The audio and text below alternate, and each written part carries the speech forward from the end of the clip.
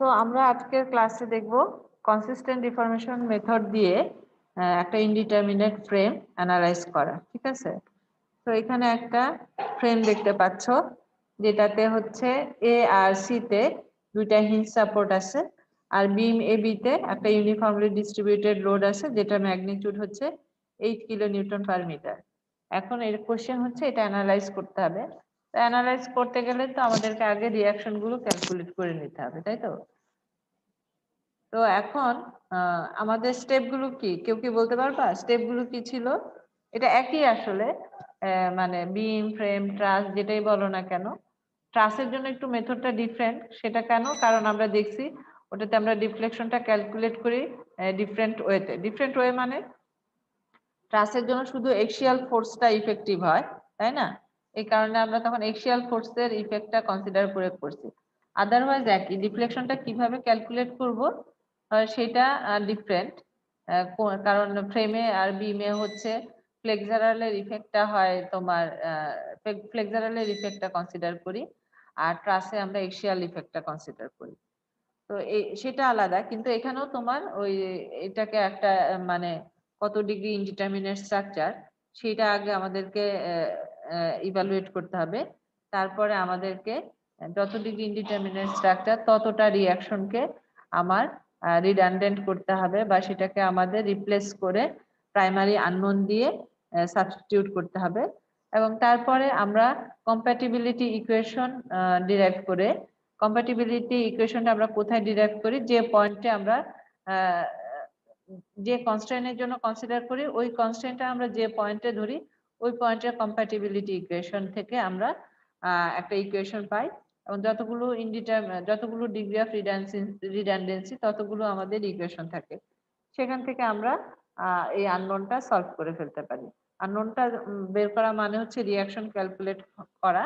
তো রিঅ্যাকশন গুলো যদি ক্যালকুলেট হয়ে যায় তোমরা আমরা রিমেইনিং রিঅ্যাকশন গুলো ক্যালকুলেট করে ফেলতে পারবো, এবং তারপর আমরা অ্যানালাইসিস করতে পারবো আর কি। তো এখন এখানে কয়টা রিঅ্যাকশন টোটাল বলতে পারো? চারটা। এতে দুটা আর সিতে দুটা। ঠিক আছে, এখন আমাদেরকে এটাকে আমরা যে কোনো একটা রিঅ্যাকশনকে কিন্তু আমরা রিডান্ডেন্ট বলতে পারি। যেমন ধরো আমি যদি এতে এই যে হরাইজন্টাল রিঅ্যাকশনটা এটাকে যদি বাদ দিই বা প্রাইমারি আননোন হিসেবে রিপ্লেস করি, তাহলে আমাদের কি দাঁড়াচ্ছে? এটা বাদ দেওয়া মানে কি? এর যে হিঞ্জ সাপোর্টটা এটা কিরকম হয়ে যাচ্ছে? Roller support. Roller support. এই রোলারটাকে এখন কিভাবে দিতে হবে? একটা অপশন হচ্ছে আমি এভাবে দিতে পারি, আর একটা অপশন হচ্ছে এভাবে না, হরিজন্টাল দিতে পারে, ভার্টিক্যালও দিতে পারে। না দুইটা কেন দিতে পারবো? যে কোনো একভাবে দিতে পারবো, এভাবেও দিতে পারবো, দুটা দিতে পারবো। এভাবে দিলে রিঅ্যাকশনটা আসবে হচ্ছে ভার্টিক্যালি। মানে দুইটা যে কোনো একটা দিলেই তো হবে, তাই না? হ্যাঁ, তুমি আগে ঠিক করবে কোনটাকে তুমি রিডান্ডেন্ট করতেছো, তার উপর বেস করে তুমি এই রোলার সাপোর্টটা দিবা। ঠিক আছে, তুমি যদি এটাকে আমি যেটা মার্ক করে রাখছি এটাকে রিডান্ডেন্ট করো তাহলে তোমাকে এইভাবে দিতে হবে, তাই না? জি ম্যাম। আর এটা হবে প্রাইমারি আননোন। আর যদি তুমি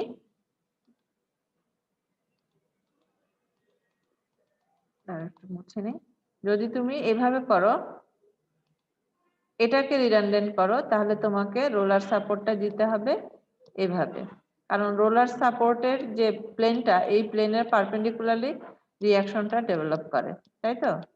তো তখন আননোনটা প্রাইমারি আননোনটা হবে এরকম। এই একই জিনিস সি সাপোর্টের ক্ষেত্রেও প্রযোজ্য। ঠিক আছে, একই জিনিস আমরা সি সাপোর্টের ক্ষেত্রেও করতে পারি। তাহলে যদি আমরা সি সাপোর্টের জন্য করি, সিতে যে হিঞ্জ সাপোর্টটা, তাহলে এখানে যে হিঞ্জ সাপোর্টটা আছে সেটা রয়ে যাবে।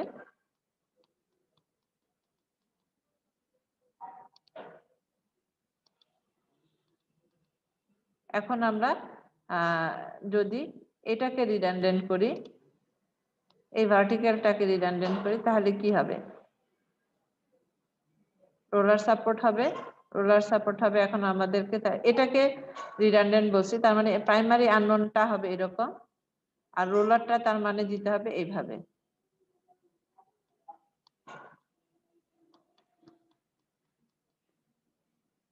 ঠিক আছে?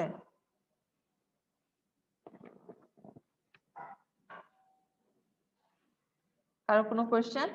আর আরেকটা ওয়ে হতে পারে, সেটা হচ্ছে আমি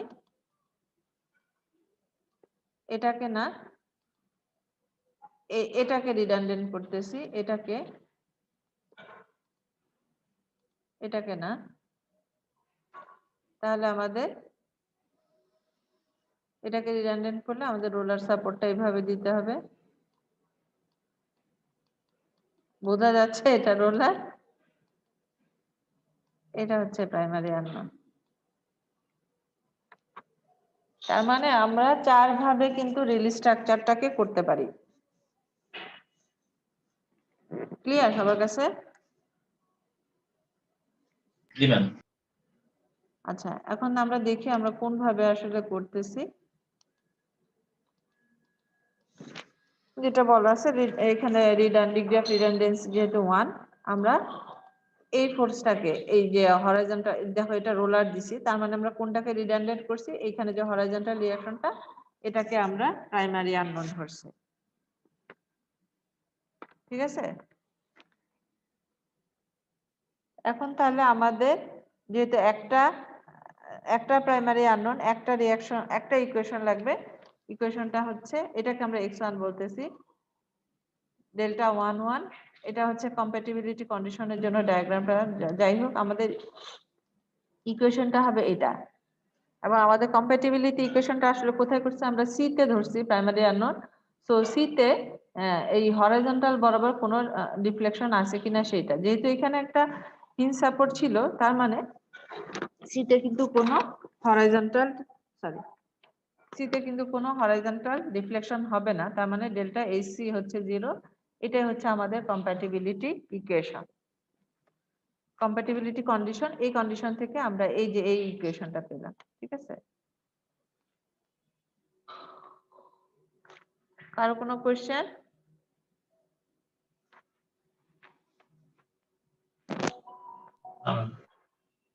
আচ্ছা, তোমরা কি অ্যাটেন্ডেন্স দিছো? আমি আজকে অফ করে দিব এখন। সবাই দিছো?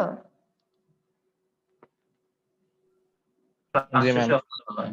তাহলে অফ করে দিলাম কিন্তু রেসপন্সটা। না ম্যাম, দেওয়া হয়নি এখন ম্যাম, 5 মিনিট। ম্যাম ক্লাস শেষ করলে ভালো হয়। না, এটা করা যাবে না। এই কারণে সবাই কি করে, তোমার যে কোনো টাইমে ঢুকে অ্যাটেন্ডেন্স দেয়।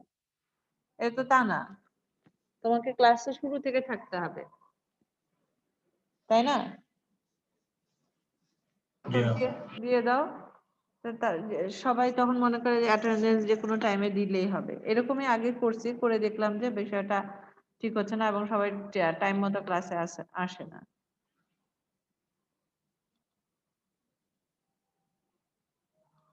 যে দাও না, এসে কি দিছো? এই যে দেখো, এখন আমার রেসপন্স আছে 43, অথচ ক্লাসে পার্টিসিপেন্ট দেখাচ্ছে 37।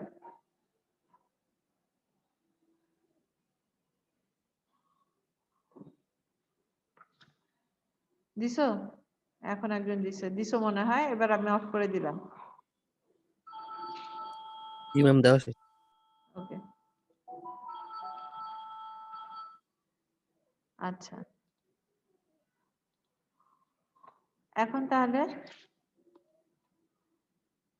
আমাদের যে ইকুয়েশনটা পেলাম, আমাদেরকে আসলে এখন ক্যালকুলেট করতে হবে ডেল্টা 1 আর ক্যাপিটাল ডেল্টা 1। ঠিক আছে? এখন ডেল্টা 1 মানে কি মনে আছে?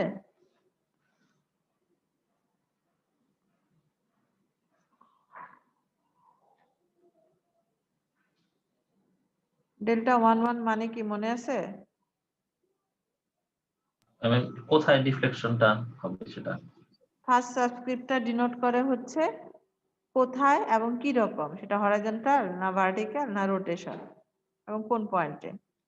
তো এবং সেটা আসলে যেমন ধরো এটা হচ্ছে 1, তার মানে x1 যেরকম, এটা হচ্ছে x1 হচ্ছে হরাইজন্টাল এবং সি পয়েন্টে, তার মানে সি পয়েন্টে হরাইজন্টাল ডিফ্লেকশন, এটা হচ্ছে ফার্স্ট সাবস্ক্রিপ্ট ডিনোট করে। আর সেকেন্ড সাবস্ক্রিপ্টটা ডিনোট করে হচ্ছে এটা কি কারণে, এটাও 1। তার মানে এটা এই বরাবর যদি একটা হরাইজন্টাল ফোর্স থাকে তাহলে এই পয়েন্টের হরাইজন্টাল ডিফ্লেকশনটা কত এটা ডিনোট করে হচ্ছে ডেল্টা 1 1। আর ক্যাপিটাল ডেল্টা 1 ফার্স্ট সাবস্ক্রিপ্টটা ডিনোট করে হচ্ছে কোন পয়েন্টে এবং কি টাইপের, এটাও 1। তার মানে সি পয়েন্টের হরাইজন্টাল ডিফ্লেকশন। আর এখানে সেকেন্ড সাবস্ক্রিপ্ট নাই বা ক্যাপিটাল ডেল্টা, তার মানে এটা ইন্ডিকেট করতেছে আমার এক্সটার্নাল যে লোড আছে তার কারণে সি পয়েন্টে কি হরাইজন্টাল ডিফ্লেকশন হচ্ছে, এটা হচ্ছে ক্যাপিটাল ডেল্টা 1। আমার কি রিপিট করার দরকার আছে? শুধু প্রান্ত রেসপন্স করতেছে, বাকিরা কই? Roll number 11।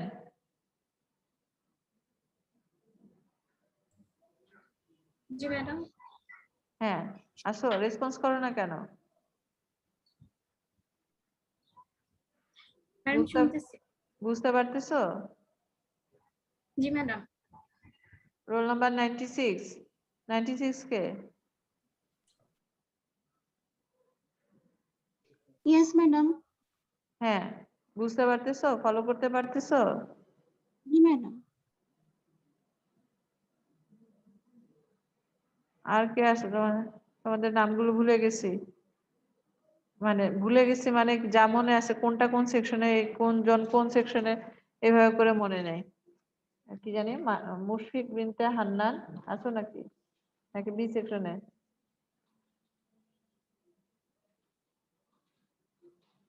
মুশফিক না মাশরাফি বিনতে হান্নান? না ম্যাম, ওটা আমাদের না। অন্য সেকশনে? জি ম্যাম। আচ্ছা তোমাদের সেকশনে কে? শুভ কি তোমাদের সেকশনে? জি ম্যাম। ওই শুভ কোনো রেসপন্স করতেছে না। গৌরব? B section. নেটের সমস্যা একটু আছে। হ্যাঁ নেটের কারণে কিছু বোঝা যাইতেছে না। নেটওয়ার্কের সমস্যা? আমার নেটওয়ার্কের সমস্যা, কারেন্ট নেই। ও আচ্ছা, তোমাদের তোমাদের অ্যাটেন্ডেন্স ঠিক আছে তো, সেটা দেখতে পাইছো? জি ম্যাম, ঠিক আছে। আচ্ছা তাহলে কি সুপ্তি সিমি এটা কি তোমাদের সেকশনে? অনন্যা লাবণ্য? অন্য লাবণ্য এই সেকশনে, সুপ্তি সিমি বি সেকশন। এক মিনিট একটা ফোন আসছে।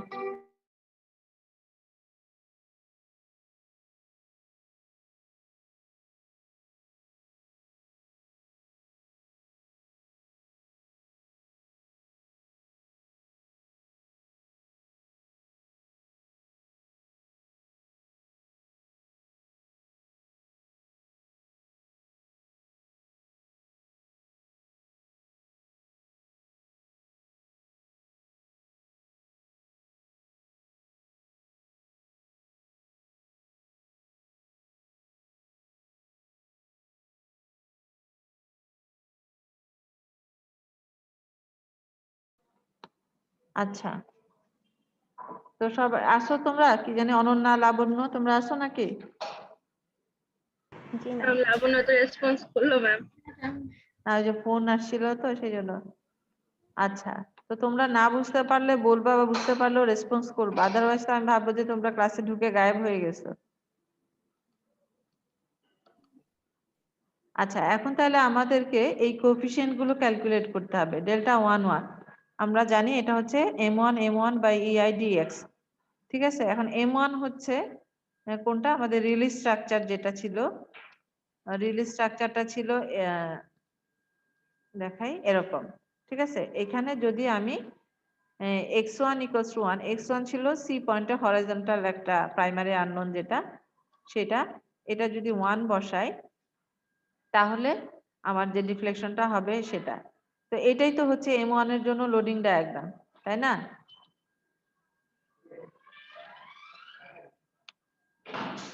এটা হচ্ছে m1 এর জন্য লোডিং ডায়াগ্রাম, দুটাই আমাদের m1 m1। তো এখন তাহলে আমাকে কয়টা সেগমেন্টে ভাগ করে করতে হবে বলো? এখানে স্যার, দুইটা আমাদের সেগমেন্ট। এমপি এমইউ দুটাই m1, তো এখানে আমাদেরকে আসলে দুইটা সেগমেন্টে ভাগ করে করলেই হবে। এই এবি একটা বিসি একটা, ঠিক আছে? তো আমরা যদি রিঅ্যাকশন গুলো ক্যালকুলেট করি, রিঅ্যাকশন কেমন আসবে? এটা আসবে 0.8, এটা আসবে হচ্ছে 0.8, এটা ডাউনওয়ার্ড আসলে এটা আপওয়ার্ড, এটা যেহেতু এদিকে 1 এদিকে আসবে 1, এই ঠিক আছে? এখন আমরা যদি প্রথমে এবি সেগমেন্টের জন্য করি, আমরা কোথা থেকে সেকশন নিব? অবশ্যই এ থেকে নিলে ভালো হবে। এ থেকে নিলে শুধু এই ভার্টিক্যালটা মোমেন্ট, এ থেকে সেকশন নিয়ে আমি লেফট সাইডটা নিব, তাহলে শুধু ভার্টিক্যালটা মোমেন্ট দিবে। আবার যদি আমি রাইট সাইডটা নিই, তখন তাহলে হরাইজন্টাল ভার্টিক্যাল দুটাই মোমেন্ট দিবে। তো এখানে নিলে যেহেতু একটা হবে, আমি এইখানে এক্স ডিসটেন্স দূরে একটা সেকশন নিয়ে আমি লেফট সাইডটা কনসিডার করব। বোঝা গেল আমি কি বলছি? জি ম্যাম। এখন তাহলে এটা হবে 0.8x, লিমিট কত হবে? x এর ভ্যালু a তে হচ্ছে 0 আর b তে হচ্ছে 5, সো লিমিট হবে 0 to 5।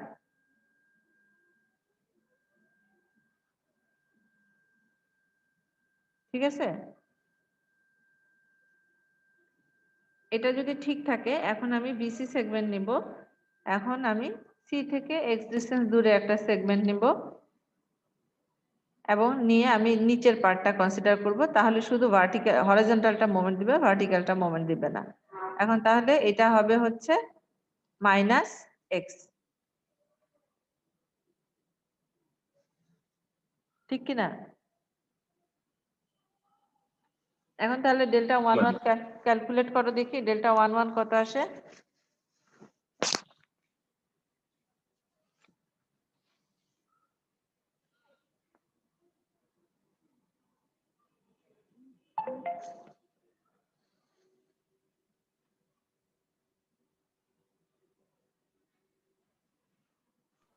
ম্যাম দুইটার জন্য লিমিট দুই রকম হয়ে গেল না? হ্যাঁ, এটার জন্য লিমিট হবে তোমার 0 to 4, দুই ভাবে করতে হবে। তার মানে তোমাকে ইন্টিগ্রেশন করতে হবে এরকম, 0 to 5 এর জন্য হচ্ছে 0.8x হোল স্কয়ার,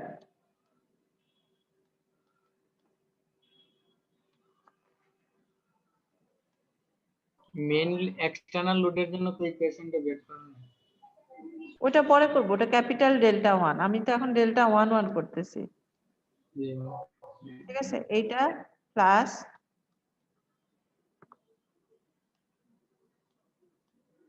0 to 4, এটা হচ্ছে -x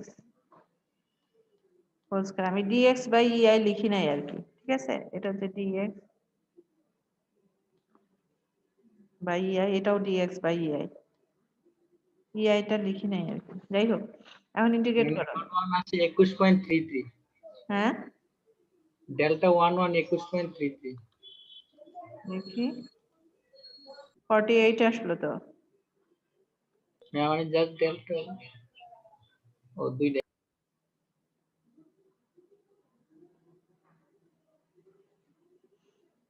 আমি জাস্ট একটা সেগমেন্ট নিছি। হ্যাঁ, দুইটা করতে হবে তো।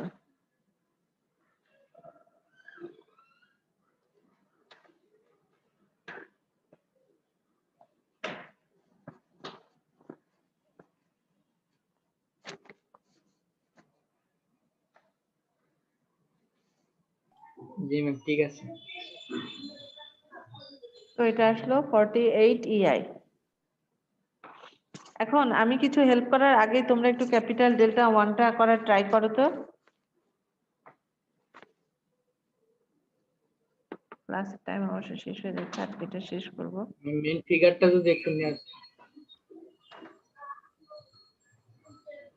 এটা ছিল আমাদের, ও আচ্ছা, আর লোডিং কি ছিল এইখানে? ছিল হচ্ছে এই যে ইউডিএলটা ছিল আর কি, 8 কিলো নিউটন মিটার। মেইন ফিগারটা ছিল এটা,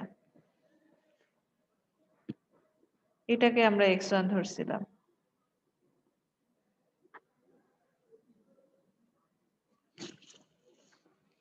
পারা সম্ভব? জি ম্যাম। দেখি আমরা এখন কিভাবে করতে হয়।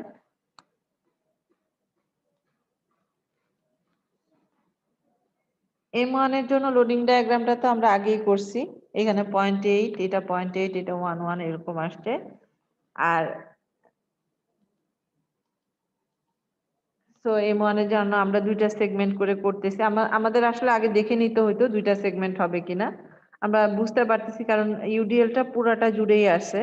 সো আমাদেরকে AB আর BC দুইটা সেগমেন্ট করলেই হবে। সো M1 এর ইকুয়েশন গুলো আমরা আগে যেভাবে করছিলাম সেভাবে M1 আসলো।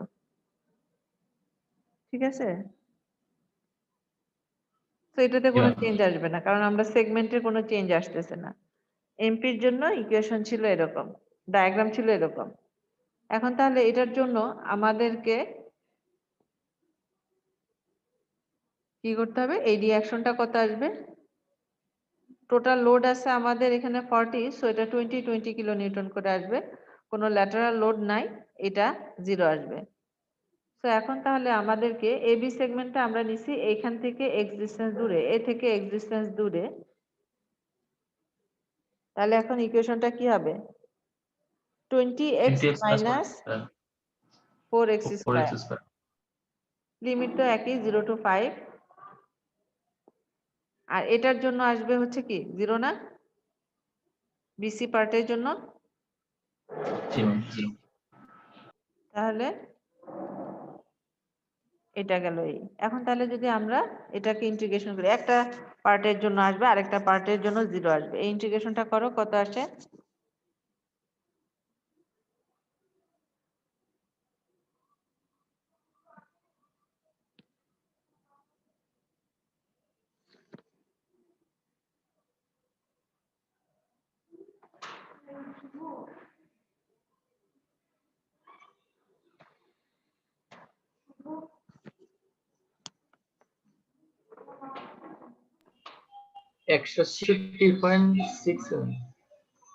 কত? 166.67 বাই ইয়ার। ঠিক আছে? এখন তাহলে x1 এর ভ্যালু ক্যালকুলেট করো। এটা করতে আসো।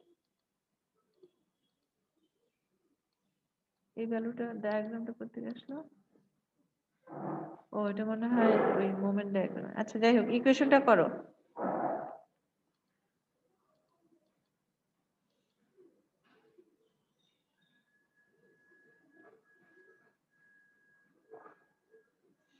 x1 এর ভ্যালু কত আসে?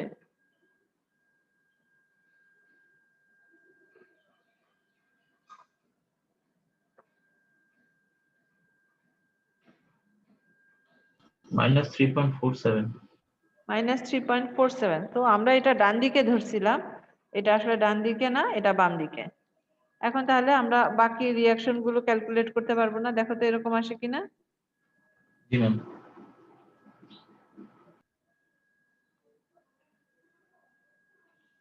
এটা এটা কি আঁকছিলাম, একে আবার শেষ করিনি। তো এটার মোমেন্ট ডায়াগ্রামটা তাহলে তোমরা আঁকতে পারবা। Share force diagram, moment diagram সবই কিন্তু আঁকতে পারবা। আরেকটা জিনিস খেয়াল আসে কিনা তোমাদের, এই যে এখানে ভার্টিক্যাল ফোর্সটা, এটা হচ্ছে এটার জন্য শিয়ার ফোর্স। আবার যখন এইটার জন্য শিয়ার ফোর্স আঁকবা তখন কিন্তু এই ভার্টিক্যালটা না, তখন কিন্তু এই হরাইজন্টালটা এটার জন্য শিয়ার ফোর্স, তাই না? জি ম্যাম। এটাই।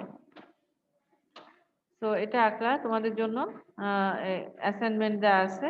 এটা analyse the frame shown in figure by consistent deformation given that TI is constant। এখানে একটা 40 কিলো নিউটন লোড আছে, একই জিনিসে শুধু লোডটা ডিফারেন্ট আর কি। ঠিক আছে? তো এই ছিল ফ্রেমের জন্য একটা প্রবলেম। এরপর আর কারো কোনো কোশ্চেন থাকলে বলো, নইলে আমরা নেক্সট ক্লাসে আরেকটা এক্সাম্পল দেখবো। তোমাদের এটা আরেক ট্রাসের বাকি আছে, তারপরে আমাদের আরেকটা টপিক বাকি আছে মিল বেন্ড। ঠিক আছে? মিল বেন্ডে আবার বিভিন্ন ডিগ্রির জন্য করা আছে, 1 ডিগ্রি 2 ডিগ্রি 3 ডিগ্রি, এই আর কি।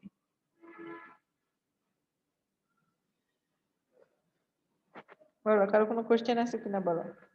এক্ষেত্রে রিডান্ডেন্টটা ম্যাম এর সাপোর্টারে তুলে দেওয়া যায়, আবার অথবা মুভমেন্টটা দুইটা নাকি? ও এখানে সাপোর্টও ডিফারেন্ট আছে, ঠিক আছে। হ্যাঁ, এখানে তুমি এর রোলারটা মুভ করে করতে পারো, অথবা সি তে যে মোমেন্ট আছে সেটা বাদ দিয়ে এটাকে হিল সাপোর্ট করে দিতে পারো। দুই ভাবে করা যাবে। বোঝা গেছে? জি ম্যাম। আচ্ছা, আর কারো কোনো কোয়েশ্চেন?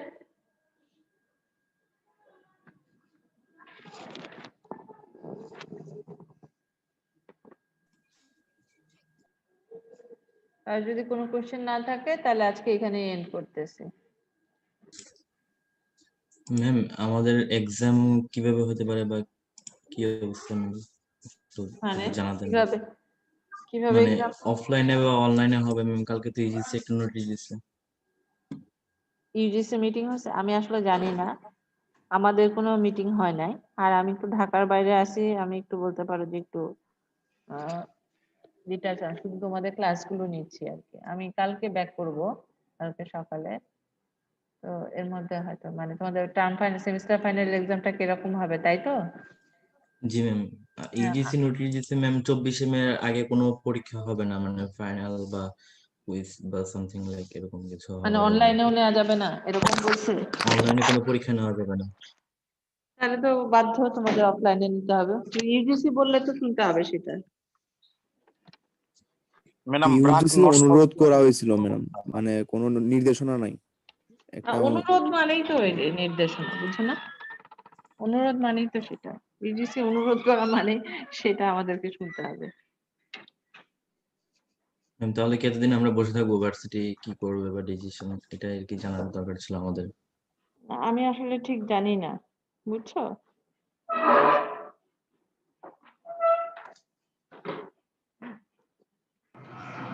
আসসালামু আলাইকুম, তাহলে আমরা লিভ নেই। হ্যাঁ ঠিক আছে, ওকে। ওয়ালাইকুম আসসালাম।